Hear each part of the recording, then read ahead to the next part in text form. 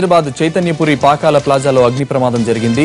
Infancy kids wear shop లోంచి ఒక్కసారిగా మంటలు ఎగిసిపడ్డాయి. ఈ షాపుకి ఇరువైపులా ఆసుపత్రులున్నాయి. ప్రమాదం జరిగిన భవనంలోనే ఓ హోటల్ కూడా ఉంది. మంటలు చూసి అందరూ భయంతో పరుగులు తీశారు. షార్ట్ సర్క్యూట్ వల్ల ఈ ప్రమాదం జరిగినట్లు భావిస్తున్నారు.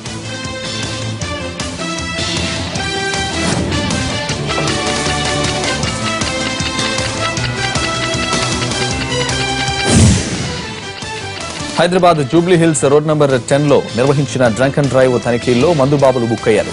5 బైక్లు 6 కార్లను పోలీసులు స్వాధీనం చేసుకున్నారు. మందు కొట్టి వాహనం నడుపుతూ పోలీసుల నుంచి తప్పించుకునే ప్రయత్నంలో రోహిత్ అనే వ్యక్తి గాయపడ్డాడు. రోహిత్ ను ఆపడానికి ప్రయత్నించిన ఫణి అనే కానిస్టేబుల్ కు సైతం గాయాలయ్యాయి. దీంతో వీరిద్దరిని అపోలో ఆసుపత్రికి తరలించారు.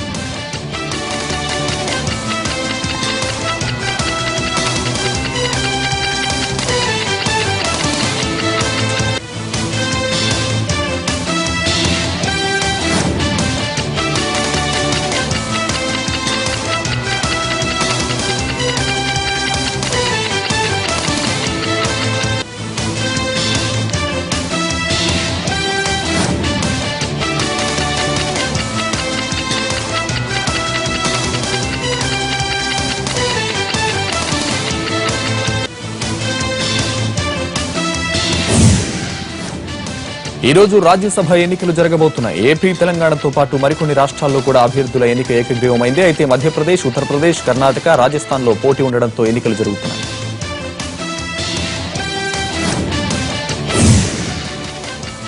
ఆంధ్రప్రదేశ్ లో ఇవాల్సి నుంచి ఉద్యోగుల బదిలీలు జరగబోతున్నాయి. ప్రతిభ ఆధారంగానే ట్రాన్స్ఫర్స్ ఉంటాయన్న సీఎం చంద్రబాబు అవినీతికి తావు లేకుండా ప్రక్రియను పూర్తి చేయాలని ఆదేశించారు. మంత్రులు, కార్యదర్శులు, కలెక్టర్లు, హెచ్ఓడీల సమన్వయంతో పూర్తి చేయాలని సూచించారు చంద్రబాబు.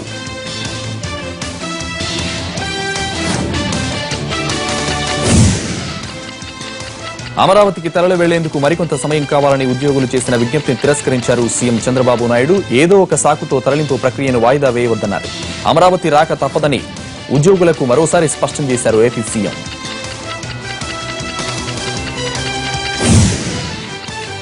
తుని విధ్వంసం కేసు దర్యాప్తును సీఐడీ నుంచి సీబీఐకి అప్పగించడానికి సిద్ధంగా ఉన్నామన్నారు హోంమంత్రి చినరాజప్ప.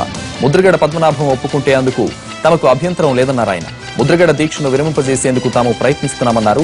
సీబీఐకి అప్పగించడం అంటే ప్రతిపక్షాల డిమాండ్లకు ప్రభుత్వం తలొగ్గినట్టు కాదన్నారు ఆయన.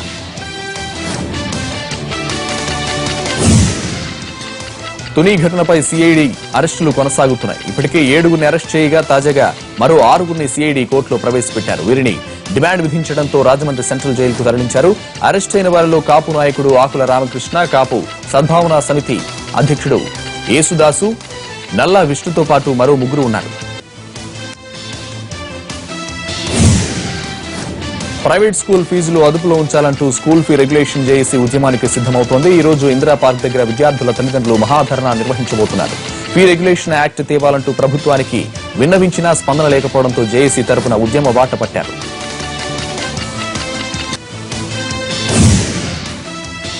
తెలంగాణలో 166 ఇంజనీరింగ్ కాలేజీలకు అడ్మిషన్లు, ఫీజుల రెగ్యులేటరీ కమిటీ నోటీసులు ఇచ్చింది.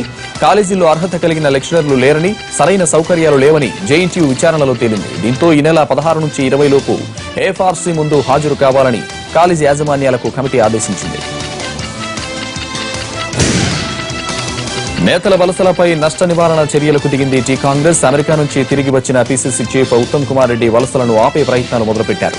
పెద్దపల్లి మాజీ ఎంపీ వివేక్ తో శుక్రవారం కాంగ్రెస్ నేతలు సమావేశమయ్యారు. ఈ రోజు నల్గొండ ఎంపీ గుత్తా సుఖేందర్ రెడ్డితో సీనియర్ నేతలు చర్చలు జరుపుతారు.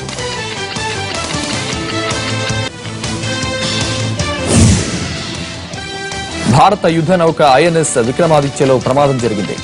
గ్యాస్ విడుదల కావడంతో 2 చనిపోయారు. వీరిని సెయిలర్ రాకేష్ కుమార్, మోహన్ దాస్ కొలంబకర్ల గుర్తించారు. ఆసుపత్రిలో ఉన్న మరో 2 ఆరోగ్యం నిలకడగా ఉంది. ఈ ప్రమాదంపై దర్యాప్తునకు ఆదేశించారు నేవీ అధికారులు. ప్రజల సౌలభ్యం కోసమే కొత్త జిల్లాల ఏర్పాటున్నారు మంత్రి ఈటెల రాజేందర్. కరీంనగర్ కలెక్టరేట్ లో జిల్లా పునర్విభజనపై ఎమ్మెల్యేలు, అధికారులతో సమీక్ష నిర్వహించిన ఈటెల కరీంనగర్, జగిత్యాల జిల్లాలుగా విభజించాలని నిర్ణయించామన్నారు. సిరిసిల్లను కూడా జిల్లాగా చేయాలని ప్రతిపాదన వచ్చిందన్న ఈటెల దాని సాధ్యాసాధ్యాలపై చర్చిస్తున్నామన్నారు. 60,000కు పైగా జనాభా ఉన్న మండలాలను 2గా విభజించామని నిర్ణయించామన్నారు. జిల్లా ప్రజాప్రతినిధులు, అధికారులతో జరిపిన చర్చల నివేదికను రాష్ట్ర ప్రభుత్వానికి ఇస్తామన్నారు ఈటెల. వరంగల్ జిల్లాలో సుడిగాలి పర్యటన చేసిన మంత్రులు హరీష్ రావు, చందూలాల్, పోచారం, తుమ్మల, మహేందర్ రెడ్డి అభివృద్ధి పదంలో తెలంగాణ దూసుకెళ్తోందన్నారు. చిట్యాలలో ఆర్టీసీ బస్టాండ్, ఐకేపీ భవనాల పనులను ప్రారంభించారు. రేగొండ మండలం రేపాక, గణపురం మండలం చెల్పూర్లో పలు అభివృద్ధి పనులకు శంకుస్థాపన చేశారు. తెలంగాణ అభివృద్ధికి అన్ని వర్గాల వారు సహకరించాలని పిలుపునిచ్చారు. రాష్ట్ర అభివృద్ధిని ఓర్వలేని వారు అడ్డం వస్తే ఊరుకోబోన్న అన్నారు మంత్రులు.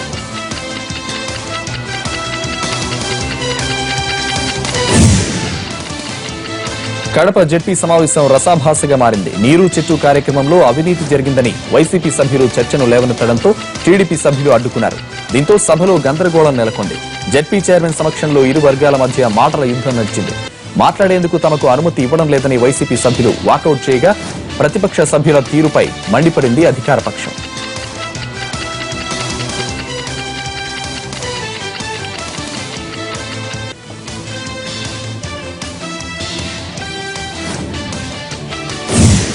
తిరుపతి అలిపిరి చెక్ పాయింట్ దగ్గర తనిఖీల్లో పట్టుబడిన మద్యం బాటిల్స్ ను విజిలెన్స్, ఎక్సైజ్ శాఖ అధికారులు ధ్వంసం చేశారు. ఏప్రిల్, మే నెలల్లో పట్టుబడిన 65 మద్యం సీసాలను ధ్వంసం చేసిన అధికారులు నిషేధిత వస్తువులను తిరుమలకు తీసుకువెళ్లాలని ప్రయత్నిస్తే చర్యలు తప్పవని హెచ్చరించారు.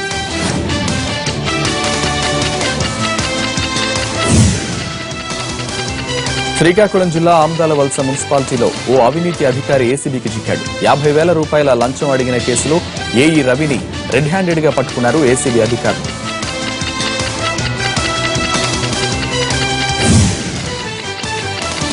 విజయ్ మాల్యా చుట్టూ ఈడీ ఉచ్చు బిగిస్తోంది.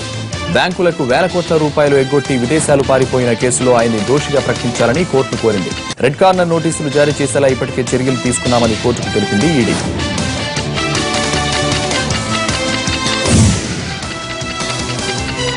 ఉల్టా పంజాబ్ సినిమాపై సెన్సార్ బోర్డుకు వరుస ఎదురు దెబ్బలు తగులుతున్నాయి. ఓవైపు బాలీవుడ్ నుంచి విమర్శలు వెల్లువెత్తుతున్నాయి. మరోవైపు పంజాబ్ అనే పదాన్ని తొలగించాలని ఆదేశించడానికి కారణం ఏమిటని బొంబాయి హైకోర్టు ప్రశ్నించింది. పంజాబ్ అనే పదంతో పాటు 89 కట్లు చెప్పడాన్ని వ్యతిరేకిస్తూ దర్శక నిర్మాత అనురాగ్ కశ్యప్ కోర్టులో పిటిషన్ దాఖలు చేశారు.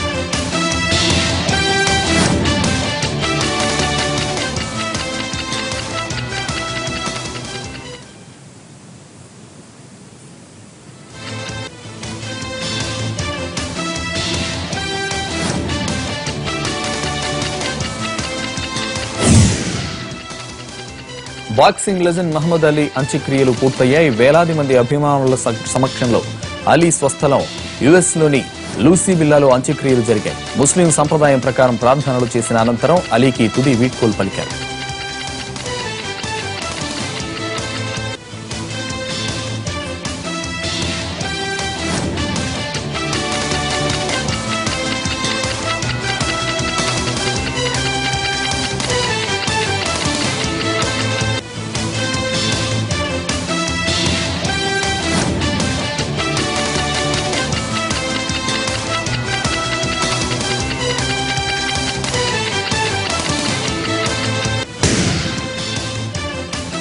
డెమోక్రట్ అభ్యర్థి హిలరీ క్లింటన్ కు మద్దతు తెలిపారు అమెరికా అధ్యక్షుడు Barack Obama.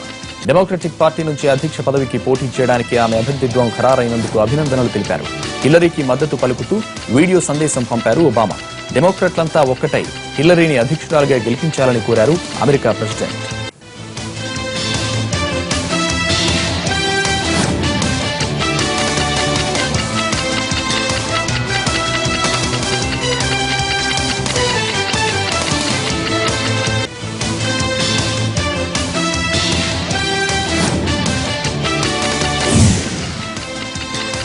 In or out referendum Britain ఊపేస్తోంది. యూరోపియన్ యూనియన్ నుంచి బ్రిటన్ తప్పుకోవాలా వద్దా అనే విషయంపై ఈ నెల 23న రెఫరెండం జరగనుంది. దీనికి సంబంధించి ఇరు పక్షాలు తీవ్రంగా ప్రచారం చేస్తున్నాయి.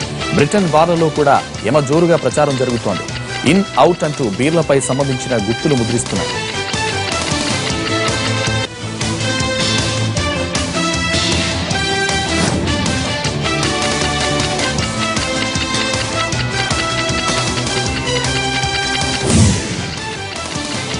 ఇరాక్ రాజధాని బాగ్దాద్ వరుస బాంబు పేలుళ్లతో దద్దరిల్లింది. మిలిటరీ బేస్ కు దగ్గరలోని మార్కెట్ ప్రాంతంలో పాటు బస్ స్టేషన్ పరిసరాల్లోనూ భారీ పేలుళ్లు జరిగాయి. ఈ ప్రమాదాల్లో 9 మంది చనిపోగా పలువురికి తీవ్ర గాయాలయ్యాయి. మృతుల సంఖ్య మరింత పెరిగే అవకాశం ఉంది.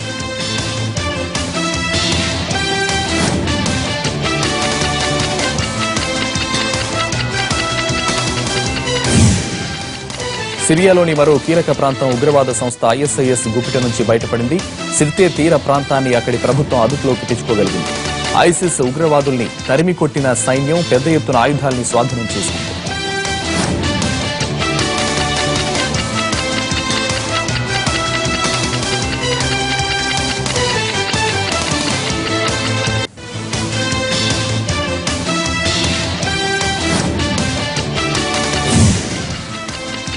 సోమాలియాలో ఉగ్రవాదులకు ఆఫ్రికన్ యూనియన్ పీస్ కీపర్స్ కు మధ్య జరిగిన పోరులో 240 మంది అల్-ఖైదా ఉగ్రవాదులు మరణించారు. షబాబ్ ఉగ్రవాదులు నివసిస్తున్న ప్రాంతంపై ఒక్కసారిగా విరుచుకుపడి భారీగా ఉగ్రవాదుల్ని మట్టుబెట్టారు.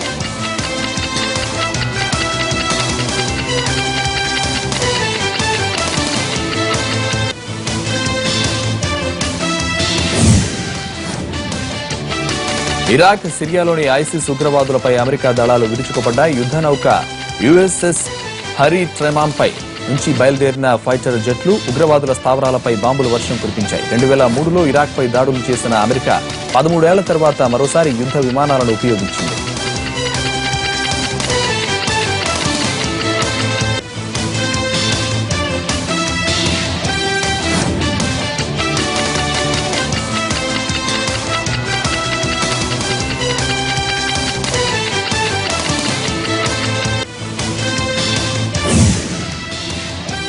వెనిజులాలో అధికార ప్రతిపక్షాల మధ్య చిచ్చు రేగింది.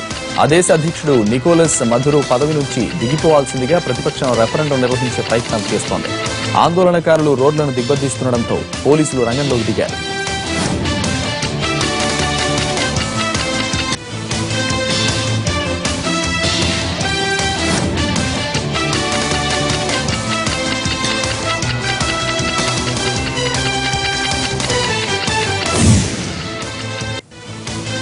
గూగుల్ ప్రతిపాదిస్తున్న స్ట్రీట్ వ్యూ అప్లికేషన్ కు భారత ప్రభుత్వం అడ్డు చెప్పింది. నగరాలు, పర్యాటక ప్రదేశాలు, నదులతో పాటు ముఖ్య ప్రదేశాలన్నింటినీ 360 డిగ్రీల్లో చూసేందుకు వీలుగా స్ట్రీట్ వ్యూ ప్రవేశపెట్టాలని గూగుల్ ప్రయత్నిస్తోంది.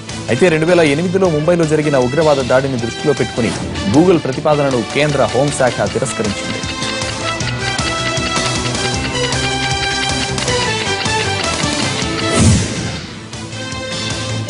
ఫేస్బుక్ లో ఇకపై కామెంట్లు, ఫోటోలతో పాటు వీడియోలు కూడా పెట్టే సదుపాయం అందుబాటులోకి రాబోతోంది. దీనికోసం ఫేస్బుక్ ప్రత్యేక ఫీచర్ విడుదల చేసింది. కామెంట్ పక్కన ఉండే కెమెరాను క్లిక్ చేయగానే ఫోటో, వీడియో ఆప్షన్ వస్తుంది. ప్రస్తుతం కొన్ని దేశాలలో మాత్రమే ఈ సదుపాయం అందుబాటులో ఉంది. త్వరలో ఈ ఫీచర్ అన్ని చోట్ల అందుబాటులోకి రానుంది.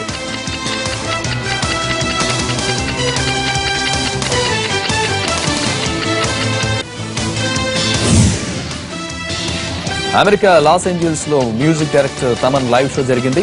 తెలుగు అసోసియేషన్ ఆధ్వర్యంలో జరిగిన ఈ కార్యక్రమంలో సుమారు 1000 మంది పాల్గొన్నారు. తమన్ మ్యూజిక్ తో పాటు ఆట పాటలతో సందడిగా గడిపారు ఎన్ఆర్ఐలు.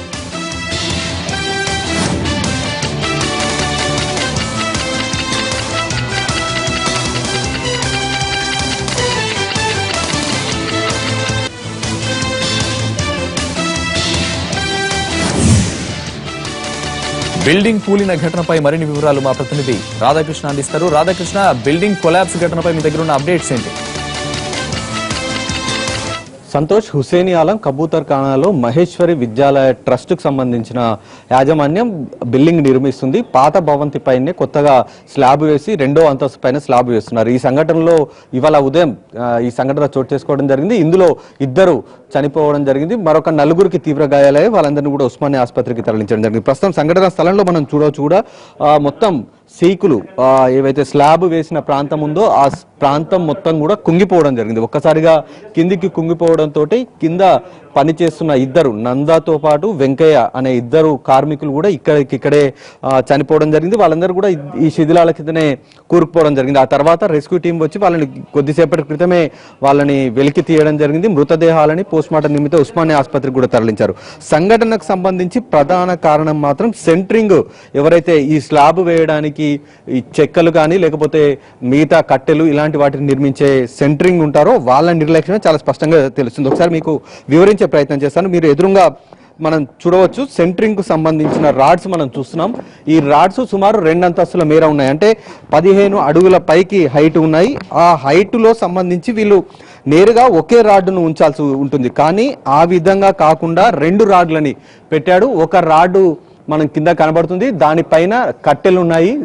ఆ కట్టెల పైన మళ్ళీ ఇంకొక రాడ్డు పెట్టడం జరిగింది. దానిపైన స్లాబ్ పైన ఇప్పుడు మనం చూస్తున్న స్లాబ్ దాని మీద వెయిట్ ఉంటుంది. అయితే ఈ కట్టెలు మధ్యలో పెట్టడం ద్వారా, అంటే సపోర్టింగ్ గా ఈ కట్టెలను పెట్టడం ద్వారానే ఆ స్లాబ్ ఒక్కసారిగా కింద పడిపోవడం జరిగింది. కట్టెల పైన ఆ బరువు అనేది నిలబడదు. స్లాబ్ చాలా వెయిట్ ఉంటుంది, సిమెంట్ కాంక్రీటు తోటి ఉంటుంది కాబట్టి చాలా బరువుగా ఉంటుంది. అలాంటి స్లాబ్ సంబంధించి అతను ఈ మధ్యలో సపోర్టింగ్ కి ఈ కట్టెలు పెట్టడం ద్వారానే ఈ సంఘటన జరిగింది అనేది ఫైర్ టీమ్ చెప్పడం జరిగింది. అలాగే ఇక్కడ సంఘటన స్థలంలో చూస్తున్నా కూడా మనకు అది చాలా స్పష్టంగా కూడా తెలుస్తుంది. సెంటరింగ్ నిర్లక్ష్యం వల్లనే ఇవాళ 2 ప్రాణాలు పోవడం జరిగింది, 4గురికి గాయాలు కావడం జరిగింది.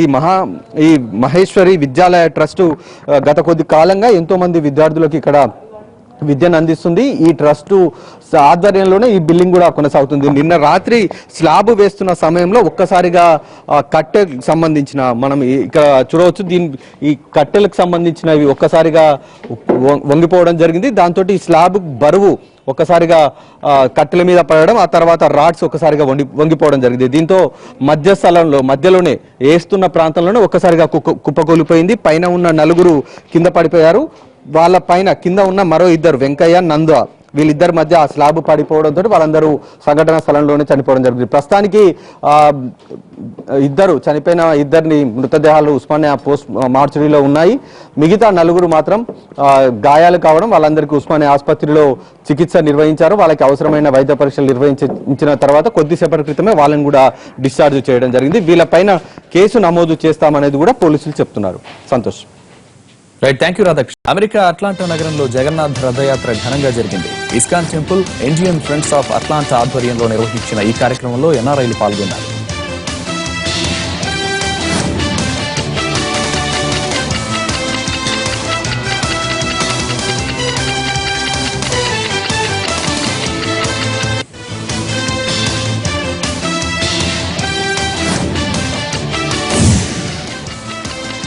అమెరికాలోని హ్యూస్టన్ ప్రాంతంలో తెలంగాణ అసోసియేషన్ ఆధ్వర్యంలో రాష్ట్ర ఆవిర్భావ దినోత్సవ వేడుకలు జరిగాయి. ఈ కార్యక్రమంలో పలువురు ప్రముఖులు పాల్గొని శుభాకాంక్షలు తెలిపారు. ఈ సందర్భంగా ఏర్పాటు చేసిన సాంస్కృతిక కార్యక్రమాలు అందరినీ ఆకట్టుకున్నాయి.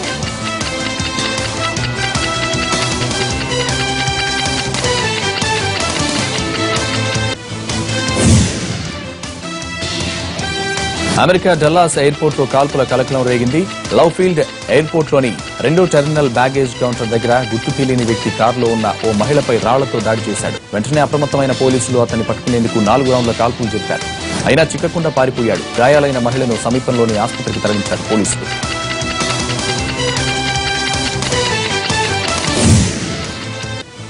విశాఖ క్రికెట్ స్టేడియం తొలిసారిగా టెస్ట్ మ్యాచ్ కు ఆతిథ్యం ఇవ్వబోతోంది. ఇంగ్లాండ్ తో జరిగే టెస్ట్ సిరీస్ లో ఒక మ్యాచ్ కు విశాఖ స్టేడియం వేదికగా నిలవనుంది.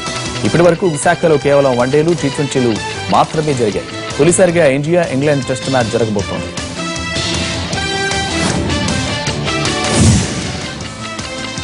రియోలో జరిగే ఒలింపిక్స్ కు భారీ భద్రతా ఏర్పాట్లు చేస్తోంది బ్రెజిల్. ఐసిస్ నుంచి ముప్పు పొంచి ఉందని హెచ్చరికలు రావడంతో సెక్యూరిటీ పెంచారు. రియోతో పాటు బ్రెజిల్ మొత్తాన్ని జల్లెడ పడుతున్నారు అధికారులు. డాగ్ స్క్వాడ్ తో క్షుణ్ణంగా తనిఖీలు నిర్వహిస్తున్నారు.